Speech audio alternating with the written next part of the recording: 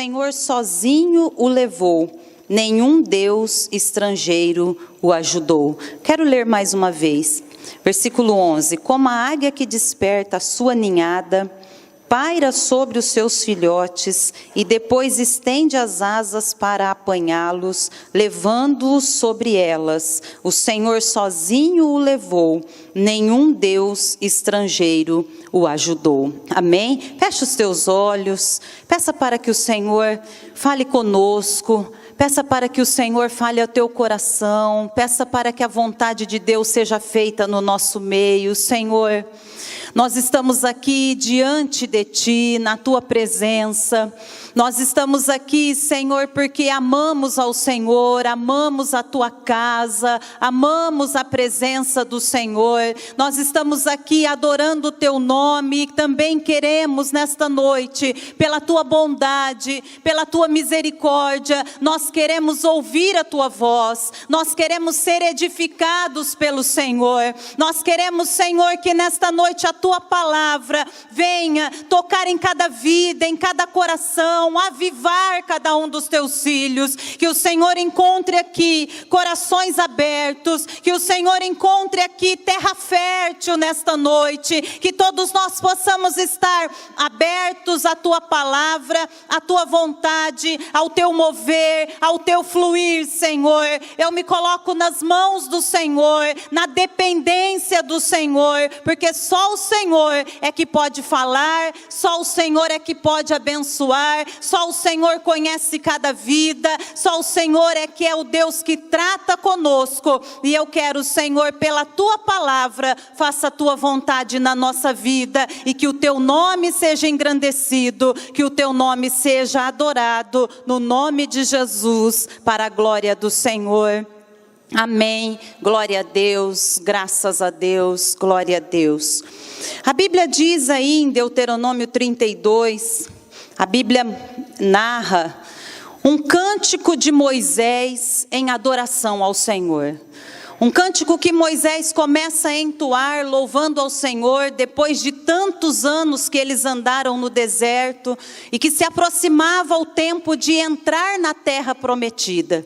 E Moisés começa a glorificar ao Senhor, Moisés começa a cantar ao Senhor, e ele começa a declarar a forma como Deus os havia tirado do Egito, que havia tirado da escravidão, a forma como Deus os havia conduzido pelo deserto, a forma como Deus agiu na vida deles. E a Bíblia diz que o nosso Deus é um Deus que não muda. E a forma como Deus trata o seu povo é a forma como Ele nos trata hoje, com bondade, com amor, com misericórdia, nos libertando, nos transformando. E algo aqui que nos chama muita atenção nesse cântico de Moisés são esses versículos que dizem: como uma águia que desperta a sua ninhada, paira sobre os seus filhotes, como uma águia que depois se estende para apanhá-los e leva os seus filhotes sobre elas. Assim Deus tirou o povo de Israel do Egito, assim Deus trouxe os seus filhos pelo deserto, assim Deus os fez entrar na terra prometida. E eu sei que Deus tem promessas para a nossa vida, e eu sei que Deus cumprirá essas promessas. E essa semana, irmãos, quando eu estava meditando sobre algo que Deus queria falar conosco hoje num dia tão especial que é o Dia das Mães, eu pensei, será que Deus vai falar conosco sobre uma mulher da Bíblia? Sobre uma mulher que foi uma mulher de fé, uma mulher que foi um exemplo para nós. E para minha surpresa, Deus falou comigo sobre a atitude de uma mãe, que é a águia. A águia, a maneira como ela trata os seus filhotes. Foi assim que Moisés comparou. Deus os tirou do Egito e os fez sair do ninho e os carregou muitas vezes nas suas asas como uma águia. A águia tem o hábito de fazer os seus ninhos no penhasco, em lugares altos, em montanhas, na beirada dos precipícios. Ela faz um ninho bem grande. Um ninho que chega a 3 metros de diâmetro, um ninho alto, um ninho cheio de madeira, um ninho cheio de galhos, um ninho cheio de tantas coisas. E ela também forra aquele ninho, colocando nele plumas, colocando nele penas, para que os filhotes possam nascer ali com conforto, com segurança. Ela faz tudo aquilo para receber os seus filhotes. Ela coloca lá os seus ovos, ela cuida deles. E quando nascem os filhotes das águias, assim como todos os outros pássaros, assim como os animais, assim como as mães fazem, eles foram tratados na boca. Ela traz todos os dias o alimento para eles, mais de uma vez no dia, e os passarinhos ficam lá com aquele bico aberto esperando, e ela põe tudo dentro da boca do passarinho, e por 30 dias ou mais ela vai lá todos os dias, várias vezes ao dia, e o alimenta, e o sustenta, e traz a eles o seu conforto, coloca-os debaixo das suas asas, os protege do frio, os protege do vento, os protege dos predadores, e dá a eles alimento em todo o tempo. Mas chega uma época que quando os filhotes já estão grandes, quando eles já têm as suas penas, a própria mãe águia vai lá e começa a tirar tudo que é confortável do ninho. Todas as penas, todas as plumas, tudo aquilo que trazia conforto para aqueles filhotes, ela começa a tirar. E eles já começam a ficar ali incomodados, a ponto deles chegarem perto e olhar, nossa, e agora? E esse precipício? E é costume da águia que ela chegue até os seus filhotes e bata suas asas sobre eles, até que eles caiam daquele ninho, até que eles sejam lançados pelo precipício. E imagine só o filhotinho, ele deve olhar, nossa, até ontem minha mãe me dava comida, agora ela quer me matar. Que situação terrível, não é uma situação de alegria, não é uma situação confortável, não é uma situação prazerosa, mas ali naquele momento a águia está tirando os seus filhotes do comodismo, ali naquele momento a águia está querendo ensinar os seus filhotes a voar, ali naquele momento a águia quer que eles amadureçam, que eles cresçam, que eles tenham voos rasantes, voos altos, que eles vençam as tempestades, mas é dessa maneira que o filhote de águia é ensinado. E quando ele começa a bater asas, e ele não consegue, a história diz que a águia vem num voo rasante e pega seu filhote e o coloca sobre as asas e o leva de volta lá para cima. Talvez o filhotinho pensa, ufa, essa foi por pouco. Será quando eu vou passar por isso de novo? E a mãe vai de novo, vai voar, até que ele aprenda a voar, até que ele aprenda a bater as suas asas, até que ele consiga se virar, até que ele consiga ter os seus voos sozinhos. E na nossa vida, como filho de Deus, assim como Deus tratou Israel desta maneira, Deus espera de nós esse crescimento. Diga assim comigo, eu preciso crescer. Eu preciso crescer. Nós precisamos crescer, irmãos. Nós não podemos ser como os filhotes de águia, ou como filhotes que vivem direto no ninho, precisando, dependendo do alimento e não sabendo fazer nada. Assim como Deus tirou Israel do Egito e Deus os tratou como a águia, Deus também muitas vezes nos trata assim, porque assim como nós crescemos naturalmente. Eu me lembro assim, hoje de manhã tinha alguns bebês na igreja, e a gente quando vê os nenéns, e quando a gente vê as crianças pequenininhas, a gente muda até o jeito de falar, não é assim? A gente trata, ai que coisa mais linda, não sei o quê. Mas já pensou se eu trato o Lucas assim, ou o Mateus assim, que vergonha que eles vão passar?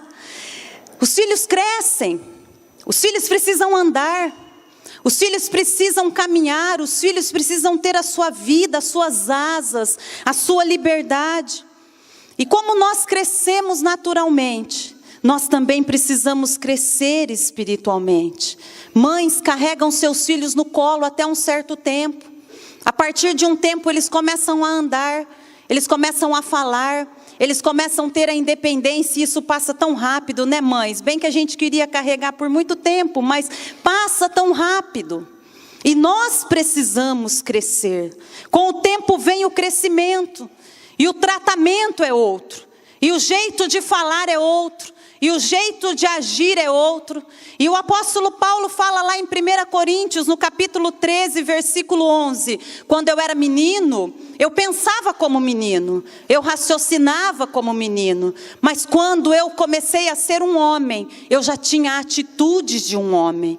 Mas muitas vezes, irmãos, nós queremos continuar tendo atitudes de meninos, atitudes infantis diante de Deus. E Deus tratou Israel, e eu quero com você analisar um pouco da obra que Deus fez em Israel, no seu povo. Com Israel no deserto, quando eles estavam andando no deserto, Deus deu a eles alimentação especial todos os dias. Deus deu a eles maná diariamente. Quando eles estavam no deserto, Deus cuidou para com que as suas roupas e os seus sapatos não envelhecessem. Quando eles estavam no deserto, Deus ia à frente deles numa coluna de nuvem durante o dia, numa coluna de fogo durante a noite, dando a eles direção, dando a eles a luz, dando a eles a proteção. Quando eles estavam no deserto, quando eles saíram do Egito e começaram a caminhar no deserto, Deus os livrou de todas as guerras.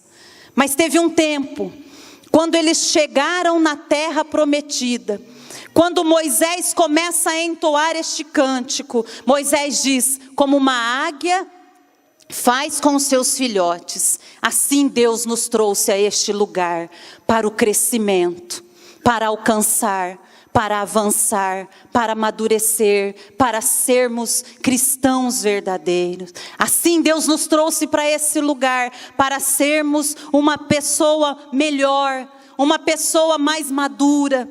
Assim Deus nos escolheu, irmãos. Assim Deus nos tirou das trevas do Egito, e Ele espera de nós um crescimento. E eu quero analisar com vocês 4 coisas que mudaram em relação ao tratamento de Deus para com Israel e por que disso. O primeiro que eu citei aqui foi a maneira deles serem alimentados. Quando o povo de Israel saiu para o deserto, eles não tinham como plantar, como colher, eles não tinham o que beber. E a Bíblia diz que todas as manhãs Deus fazia com que o maná viesse dos céus. Abra comigo a tua Bíblia lá em Êxodo, no capítulo 16, versículo 14.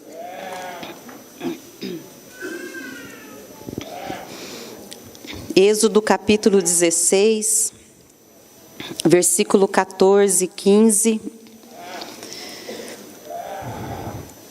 Depois que o orvalho secou, flocos finos semelhantes à geada estavam sobre a superfície do deserto. Quando os israelitas viram aquilo, começaram a perguntar uns aos outros: que é isso? Pois não sabiam do que se tratava. Olha o versículo 31. O povo de Israel chamou maná aquele pão. Era branco como semente de coentro e tinha gosto de bolo de mel.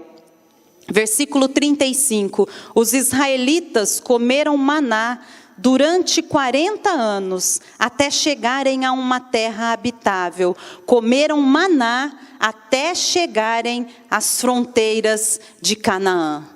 Até o dia que eles chegaram nas fronteiras de Canaã. Até o dia em que eles estiveram no deserto. Todos os dias, né, de domingo a sexta. Por 6 dias da semana Deus dava a eles o maná, e no 6º dia Deus dava maná em dobro para que eles pudessem comer no outro dia, mas todos os dias Deus os supriu com esse pão saboroso. Todos os dias eles tinham alimento no deserto.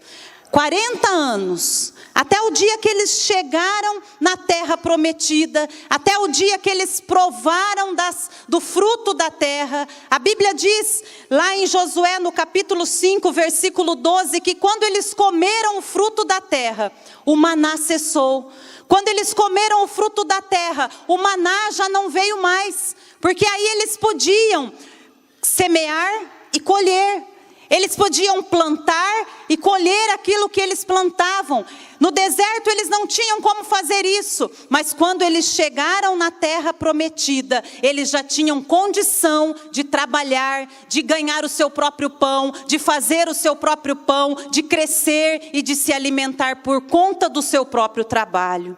E nós, irmãos, na nossa vida espiritual, no início da nossa vida com Deus, quando nós éramos meninos na fé, talvez você ficava saciado com a palavra, talvez você estava satisfeito com o alimento que recebia, mas às vezes com o passar do tempo, assim como o povo de Israel, você ficou, mas eu todo dia, eu preciso ir na igreja, eu preciso ouvir a palavra, e Deus quer de nós, a partir de um certo tempo em que nós estamos buscando a presença de Deus, nós precisamos de alimento sólido. O começo da nossa fé, nós somos alimentados pelo leite espiritual, mas nós precisamos crescer em Deus. Nós não podemos ficar dependendo da oração dos outros somente. É óbvio que alguém orando por nós é uma bênção, é muito bom ter alguém que intercede por nós, mas nós precisamos ter comunhão com Deus. Nós podemos orar, nós podemos nos alimentar da palavra, nós podemos ler a palavra todos os dias, nós já temos maturidade suficiente e necessidade para dizer, eu preciso de alimento sólido todos os dias da minha vida. Nós precisamos crescer em Deus, nós precisamos do Senhor. Se você precisa do Senhor, se você precisa da palavra de Deus todos os dias, diga isso a Ele, aplauda Ele e diga, Senhor, obrigada, porque sempre que eu te busco, não me falta revelação, não me falta a tua palavra. Em segundo lugar, nós vemos que eles tinham uma proteção especial. Eu gosto muito quando a Bíblia diz isso. Lá em Deuteronômio 29, versículo 5, se você quiser abrir comigo, Deuteronômio 29, 5.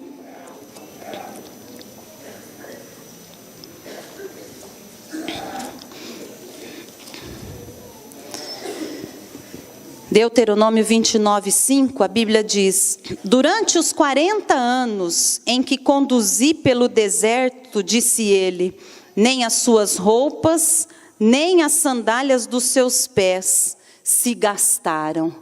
Olha o Deus que nós temos.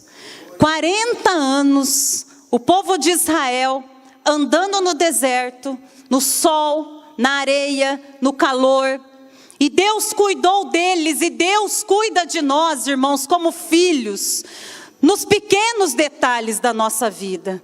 Às vezes alguém diz assim, a situação não está boa, a situação não está tão agradável, mas se você abrir o teu guarda-roupa, você tem roupa lá para dar para as outras pessoas, não é assim, irmãos? Nós temos os nossos sapatos abençoados todos os dias, aquilo que Deus fez lá no deserto, para o povo de Israel, esta proteção diária, todos os dias, eles estavam guardados, as roupas deles não envelheceram, os sapatos deles não envelheceram, eles provaram esta bênção e esta provisão do Senhor todos os dias na vida dele. Eles ficaram protegidos dos desgastes, mas quando eles chegaram em Canaã, quando eles chegaram na terra prometida, eles tiveram que começar a fazer as suas roupas, eles tiveram que procurar fazer os seus sapatos, porque esse era um tempo de crescimento para eles. Em terceiro lugar, também nós vemos que Deus os dirigiu para um lugar certo. Quando nós lemos lá em Êxodo 13, versículo 21 e 22, a Bíblia diz que Deus não fez com que eles passassem perto dos filisteus onde havia guerra. Mesmo que ali era o caminho mais perto, Deus os desviou da guerra. Deus fez com que o povo de Israel passasse longe da guerra. Deus fez que a coluna de fogo, eu falei errado, me desculpem. A direção de Deus era especial na vida deles e Deus fez isso. Os fez passar longe da guerra e Deus fez com que uma coluna os guiasse de dia e uma coluna de fogo os guiasse à noite. todos os dias eles tinham ali a direção de Deus.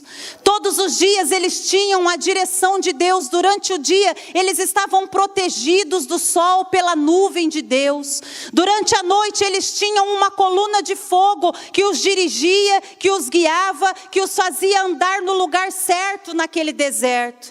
E assim que eles chegaram para atravessar o Jordão, Josué disse a eles: olha, a partir de hoje, vocês estarão olhando para a arca. Vocês verão que os sacerdotes, vocês verão que os levitas carregarão a arca. E de acordo com que a arca andar, vocês também andarão. A direção mudou. Talvez no início da tua fé, você ficava e recebia sonhos, palavras proféticas. No início da tua fé, talvez você dizia: Senhor, eu quero que o Senhor fale comigo hoje. Eu quero que o Senhor fale ao meu coração. E você abria a Bíblia, colocava o dedo e via ali um versículo que Deus tratava com você e que Deus cuidava de você. Mas quando nós começamos a crescer na fé, irmãos, é claro que Deus se manifesta desta forma, é claro que manifestações de Deus são ilimitadas na nossa vida, mas nós não podemos ficar dependendo só, ser cristãos que não leem a Bíblia, ser cristãos que não conhecem a palavra, ser cristãos que não têm intimidade com Deus, ser cristãos que não andam na direção de Deus e esperar e dizer: Senhor, fala comigo hoje através de um versículo. Nós precisamos ter essa direção de Deus na nossa vida e buscar a direção do Senhor e viver na direção do Senhor. Quantas vezes você diz: ai, mas eu não tenho ouvido Deus falar comigo, ai, a situação está tão difícil. E nós nos tornamos aqueles filhotões que, ao invés de bater as suas asas, ficam lá com o bico aberto, reclamando, murmurando, reclamando daquilo que recebe, reclamando daquilo que Deus tem dado, reclamando daquilo que tem vivido. Quantas vezes nós estamos murmurando e vivendo na infantilidade e nós não vemos o agir de Deus, e nós não buscamos o agir de Deus, e nós não buscamos a direção de Deus, e nós não temos uma vida muitas vezes guiada pelo Espírito. Eu não sei quanto tempo você tem de fé, eu não sei quanto tempo você já se entregou para o Senhor, mas uma coisa eu sei: Deus espera de nós um crescimento. Deus espera de nós uma vida na presença dEle, não de filhos mimados, não de filhos acostumados a receber tudo na mão, mas Deus gera em nós esse crescimento. Deus cria circunstâncias, irmãos, não para que você sofra. Deus cria circunstâncias não para te enfraquecer. Deus cria circunstâncias não para que você se desanime, mas as circunstâncias, as lutas, os momentos que você tem passado, não é para fazer você desanimar, não é para fazer você perder a direção de Deus, mas é para que você possa olhar para o Senhor e dizer: o meu Deus é fiel, o meu Deus é poderoso, e eu vou caminhar na direção do Senhor, independente da circunstância, independente da luta, eu vou crescer. Quando nós passamos por uma luta, irmãos, quando nós passamos por uma prova, não é para nos desanimar, mas é para que sejamos mais fortes em Deus, é para que sejamos mais fortes na presença do Espírito Santo.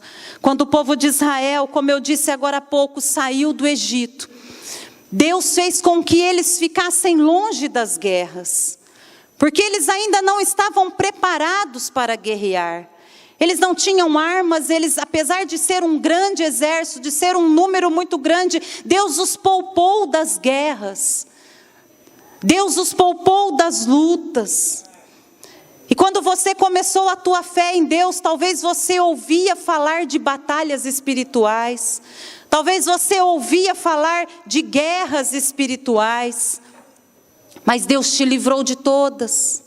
E talvez hoje, quando você tem que enfrentar uma batalha espiritual, porque a guerra espiritual existe, a batalha espiritual existe, A Bíblia diz lá em Efésios 6 que a nossa luta não é contra a carne, contra sangue, mas a nossa luta é contra principados e potestades. Por isso a palavra diz, por isso fortaleça-se no Senhor. Fortaleça-se no seu poder. Não há crescimento, irmãos, sem batalhas. Não há crescimento espiritual sem guerras. Não há fortalecimento se nós não estivermos no Senhor. Por isso não desanime. Eu não sei o que você tem enfrentado, eu não sei o que você, mãe que está aqui nesta noite, tem passado, eu não sei o que você, meu irmão, minha irmã, jovens, adolescentes que estão aqui, tem enfrentado, mas uma coisa eu tenho certeza, se você não desanimar, se você não voltar atrás, se você enfrentar esta guerra na força do Senhor, a vitória será tua, no nome de Jesus, porque quando nós enfrentamos batalhas, foi assim com o povo de Israel. No início eles foram desviados da batalha, mas quando eles estavam alcançando a promessa, quando eles estavam chegando na terra prometida, cada pedaço de terra foi conquistado por uma guerra, por uma batalha. Toda a promessa veio sobre a vida deles, na batalha, na guerra. E eu quero te dizer, se você tem enfrentado uma guerra espiritual, é porque a tua promessa está chegando, é porque a tua vitória está bem próxima, é porque a bênção do Senhor está bem perto. Não desista de acreditar, glória a Deus. Não desista de confiar no Senhor. Tenha essa certeza no teu coração. Foi assim com Israel, com o povo que Deus fez com que eles voassem, com o povo que Deus fez através desses tratamentos, mudando a maneira de os alimentar, mudando a maneira deles se vestirem, do cuidado deles até com os seus sapatos, mudando a direção que eles tinham todos os dias, mudando a maneira de os dirigir, mudando e tirando-os das guerras e depois dando a eles força, capacidade para enfrentar todas as coisas. Sabe, Deus não nos dá uma luta maior do que nós podemos suportar. A Bíblia diz isso, que o Senhor não nos deixa ser tentados além do que nós podemos suportar, mas o Senhor nos dá o escape, o Senhor nos dá o livramento, o Senhor nos dá a vitória.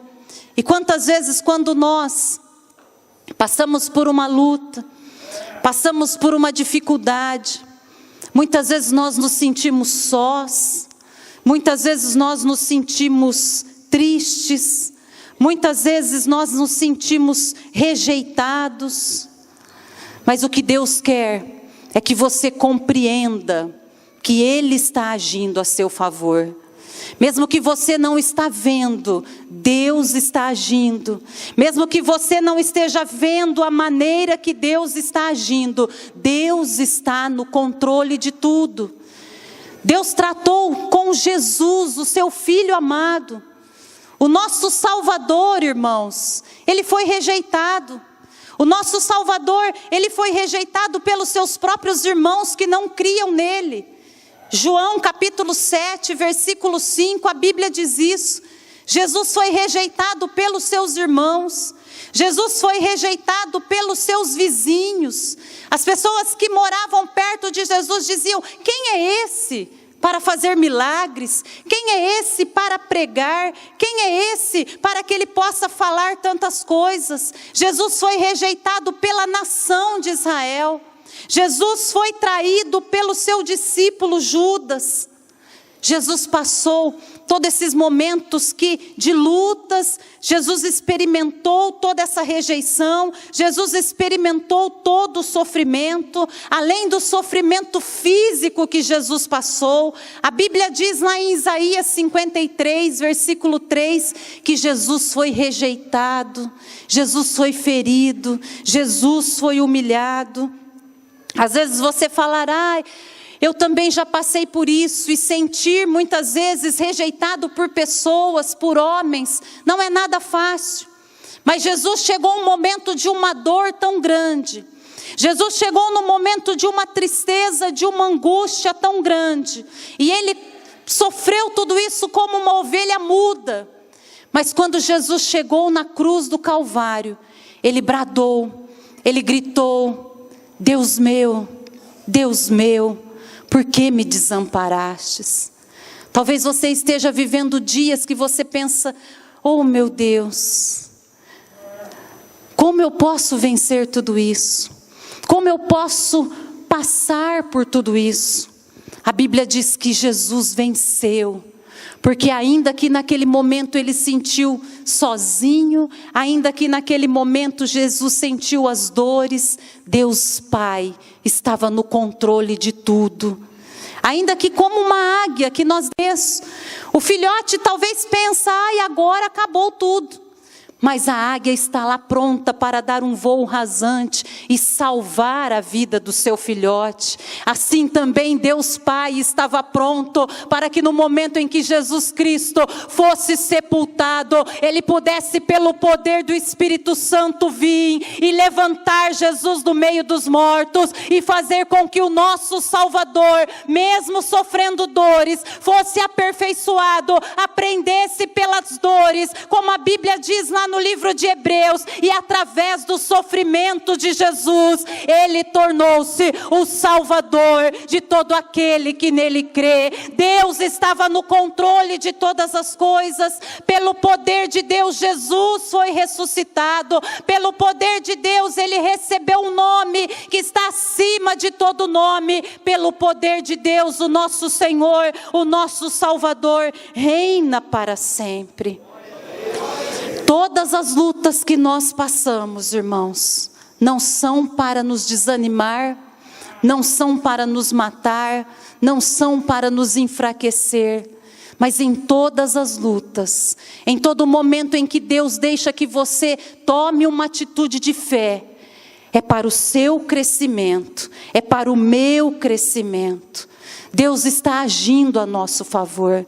Deus está agindo na nossa vida. Ele espera que nós cresçamos, mesmo na dor, mesmo na dificuldade, mesmo nas mudanças, mesmo nas percas, mesmo nas crises, mesmo no momento em que talvez você sinta rejeitado, mesmo que os teus olhos não estejam vendo, Deus está agindo para o nosso crescimento, Deus está agindo para o nosso bem, Deus está cuidando da nossa vida, Deus está controlando todas as coisas, porque o próprio Jesus disse: eu estarei convosco todos os dias, até a consumação dos séculos. Até que nós alcancemos a promessa do Senhor, nós temos o nosso guia, o nosso Senhor, o nosso provedor ao nosso lado, o nosso Deus fiel, que espera a nossa maturidade, que espera o nosso crescimento. A Bíblia diz que aqueles que esperam no Senhor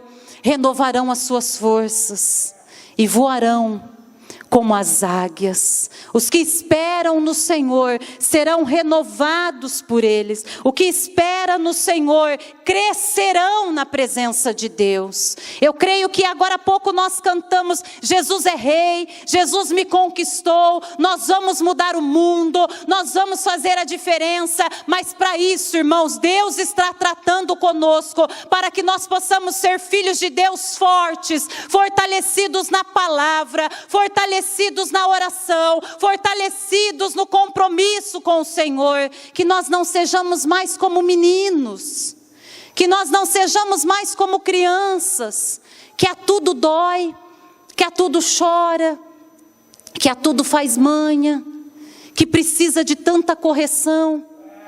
Ontem mesmo eu falava com um dos meus sobrinhos dizendo: obedece rápido. Quando falar, já obedece logo. Mas eu sempre dizia para os meninos, né? E crianças são assim. A gente tem que falar várias vezes a mesma coisa, e está tratando a mesma coisa, e está dizendo a mesma coisa, e está insistindo na mesma coisa. E às vezes nós somos assim, irmãos, crianças na fé. Crianças, quando nós estamos confiando em Deus, parece que nós não entendemos em quem nós temos crido.